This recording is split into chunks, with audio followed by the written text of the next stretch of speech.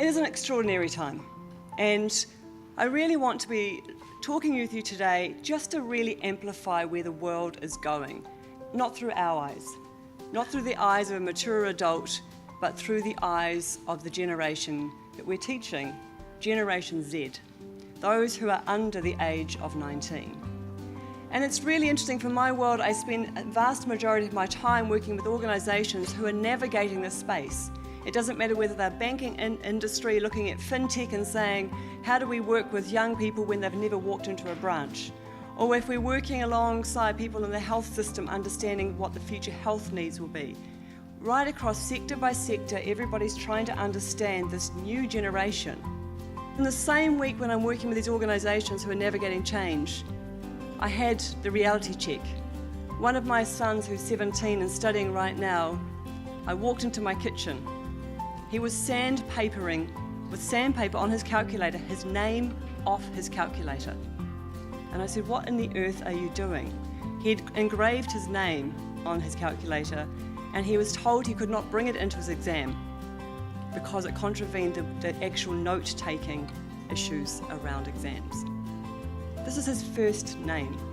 And I thought, what a ridiculous world we live in, where that is contravening the rules of an exam, where any other place, if we walked into a workplace and said, I'm not going to give you any information, I'm not going to give you internet access, I'm not even going to give you the ability to talk with your peers or your colleagues, I'm not even going to give you a laptop to type your responses, and we sit back and say, this is still good enough. And so I've had my son for the last few months practicing his handwriting. And I have to say, my handwriting today compared to what it was 20 years ago is not something that I'm proud of, but it's also not something that I use. And so we have to understand this world through the eyes of Generation Z. And I'm particularly thrilled to have three fabulous young people in the room here who will be on a panel soon, all of whom are well known to me, with Tristan, Caitlin and Dakota, from three different schools who are going to talk about their world. But I want to talk particularly about Caitlin. I'm going to embarrass her right now. I got a text from her just the other day. It was quite late at night. She said, Frances, could you call me? Sure. So I gave her a call and said, what's up? She said, well, I'm trying to buy some Bitcoin. I just want to know which platform I should go on. Now, for those who don't know, Bitcoin sits on blockchain, and Bitcoin is a form of cryptocurrency. Now, it's not something that most people would know, but strangely enough, increasingly through the Mind Lab, we're hearing young people talking about trading in Bitcoin and looking at Ethereum and understanding this new world. And yet the same conversation, when I take it out into the marketplace, people look and say, I have no idea what you're talking about. And that's the juxtaposition we live in right now, is this disconnect between what youth understand and their world and the world that we see. So it captures how we start to see education through the eyes of young people who love problem solving.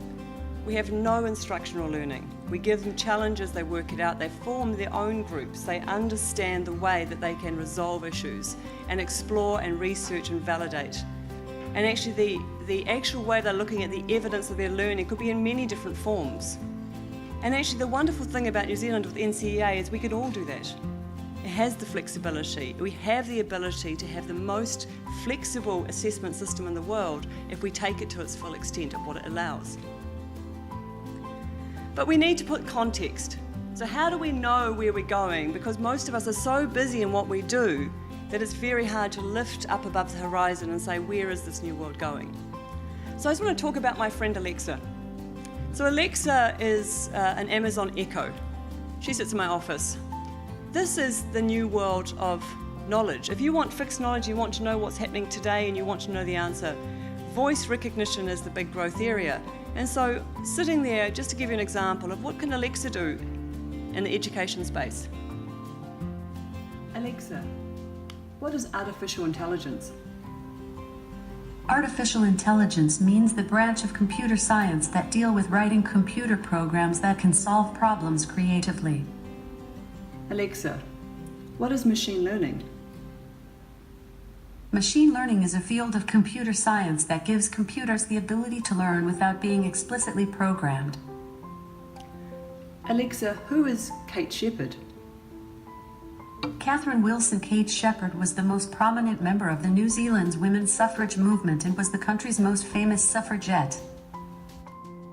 So here we are in a time when in one small second we can find the answer to anything. But Alexa can also order my Uber, read my tweets and my emails, she can do my shopping, she can put on timers for me, she can literally do anything, it'll play my Spotify list, whatever I choose with one voice command. And so this is the world our young students are living in. It's not about fixed knowledge, it's not about implanting knowledge into their brain and saying they're good to go for life. It's about saying how can they take what they know and take it further and make inquiry and experiment and learn new things. Because this world is changing and it's changing rapidly. A third of the world today is Generation Z. It's the largest population group in the history of the planet. 2.5 billion young people under the age of 19. Out there changing the world. There was only 3.5 billion people in the entire world when I was at primary school. So 2.5 billion young people who are connected to the internet either through their mobile phone or through a device, who have only ever known the internet and smart technology, who have only ever known the cloud, who have only ever known big brands who can take them on a journey and do whatever they need or answer any question. A third of the world. And while we may be here talking about our aging population, we are a small minority. The majority of the world is growing rapidly, very much growing into the middle class. Places like in Asia, in South America, Middle East and Africa. We're seeing fundamental changes in the demographics of the people who walk on this planet and what they expect from their future. They are self-learners and self-educators, a generation who are seeking answers through questions, not answers for the sake of learning the information. And they are all about forms of input from its many diverse forms. To give you an indication how fast the demographics are changing, in just over 2 years, half of India's population, 650 million people, will be under the age of 25. These are our competitors. 40% of all STEM graduates globally come out of China or India. It's increasing to 60% over the next decade. And that is where the jobs are going to be. The people who understand, who can navigate technology, who can understand digital, who can work through project management and understand UX design and UI design, and they understand the new technologies. The decisions we get to make are not made by us anymore, they're made by the majority, and we must never lose understanding that the world is now connected. The child in Bangladesh or in Ethiopia or sitting in Saudi Arabia has as much influence on our youth as we do. They are connected in a way that we never were when we grew up, and our frame of reference has changed. So I think the innovation we're about to see, if you think of the last 10 years since the birth of the iPhone in 2007, the same year that we got things like Facebook and Twitter, and we got the Kindle came out, and cloud computing, all in 10 years. The things that have changed our world happened in the last 10 years. Imagine going forward the next few, where 4 billion more young people come online with full connectivity. We can't even imagine the changes we're about to see. We couldn't have predicted the smartphone 2 years out. Even 1 year before it came out, we still had no understanding of the impact that would make on the entire world. And this is a bit of a reality check. If I ask a group of CEOs in New Zealand, who most of them would fit this over 55, and say what percentage of the world are over 55, the general response I get is around 50 or 60%. We imagine what we see, and that is our downfall. If you think of the fact that only 15% of the people in the entire planet today are over 55, and yet we're still holding on to those rules and legacy ideas because it suits us to, because that's what we're comfortable with. I'm no more comfortable with change than you are, but I realise for me to have an impact on education, for me to have an impact on youth and to really be true to the children of New Zealand and the students coming through, I had to get really good at becoming a learner. I had to become a researcher, I had to get back into studies, I had to become very comfortable with this idea of discomfort. Because I also realised I didn't want to be the person who was in that small group making decisions which really had no impact on me, but had huge impact on the next generation. And so then we look at it this way, so what do we do? If this is our future New Zealander who's going into this big, bold new world, what are we going to say to them? Are we going to say, can you just modify your expectations? You know, New Zealand will be a different place than the rest of the world. We'll just be a bit slower, a little bit behind, a little bit more Luddite. Or can we magnify the opportunities for them? Can we as a country go, actually, you know, we've had enough of this. Why are we individually bold and collectively naive? Why are we happy to sit back and say, well, someone else will do it? You know, our parents aren't really understanding this, so we'll just take the voice of parents. Most people don't know what they don't know, and that is our role as educators, to inform. And so let's take that role and say, collectively, en masse, we have the ability to change and to leapfrog forward, and not to be a follower. So a great example here is a session we had very recently, and some of you may have the luxury of seeing Tunmei in the check shirt here. He came in from Toronto, and he was here as an IBM ambassador. He came here, he specialises in cognitive development around artificial intelligence. And so he was coming to talk to some of our students. And when I talked to him at the ripe old age of 13, he was telling me about how he wanted to give back to society by producing his own learning platform on YouTube. And you'll hear of Tristan later on who did the same thing. And so I went along to YouTube and thought, what does he talk about? What does a 13-year-old who is passionate about artificial intelligence and cognitive systems talk about? And deep learning, self-taught in this area because he's fascinated by it. So here's a little bit. To start off, a convolutional neural network contains a lot of knowledge. And this knowledge contains things like filters and of course dense layers that are able to take the results from lots of filters and actually convert it to essentially probability matrix of what could be in an image. So I'm just going to go back to down here.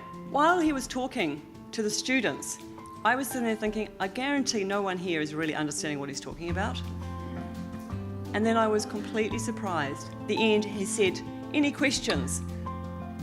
And she asked the most complicated question I think I've ever heard by a child, which was completely bang on, made sense to him, and they had quite a discussion. And I thought, how interesting that I myself put an expectation that no one in that room understood. So I'm just as guilty of putting barriers and saying, well, our kids can't learn these things. It's not possible. How could they possibly understand this? And yet in the self-learning mode, with passion and interest, they can go as far as they possibly want to go.